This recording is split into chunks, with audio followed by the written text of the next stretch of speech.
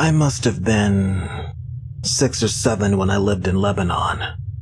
The country was ravaged by war at the time and murders were common and frequent. I remember during a particularly vicious era, when the bombings rarely stopped, I would stay at home sitting in front of my television, watching a very, very strange show. It was a kid's show that lasted about 30 minutes and contained strange and sinister images. To this day, I believe it was a thinly veiled attempt on the part of the media to use scare tactics to keep kids in place, because the moral of every episode revolved around very uptight ideologies. Stuff like, bad kids stay up late, bad kids have their hands under the covers when they sleep, and bad kids steal food from the fridge at night. It was very weird. And in Arabic to top it off. I didn't understand much of it, but for the most part, the images were very graphic and comprehensive. The thing that stuck with me the most, however, was the closing scene. It remained much the same in every episode.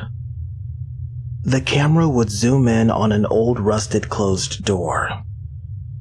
As it got closer to the door, strange and sometimes even agonizing screams would become more audible. It was extremely frightening, especially for children's programming.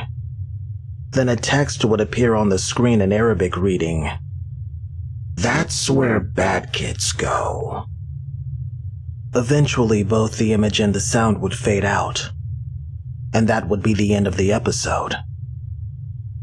About 15 or 16 years later, I became a journalistic photographer. That show had been in my mind all my life, popping up in my thoughts sporadically. Eventually, I'd had enough and decided to do some research. I finally managed to uncover the location of the studio where much of that channel's programming had been recorded. Upon further research, and eventually traveling on site, I found out it was now desolate and had been abandoned after the big war ended. I entered the building with my camera. It was burnt out from the inside. Either a fire had broken out or someone had wanted to incinerate all of the wooden furniture. After a few hours of cautiously making my way into the studio and snapping pictures, I found an isolated out-of-the-way room. After having to break through a few old locks and managing to break the heavy door open, I remained frozen in the doorway for several long minutes. Traces of blood, feces, and tiny bone fragments lay scattered across the floor. It was a small room, and an extremely morbid scene.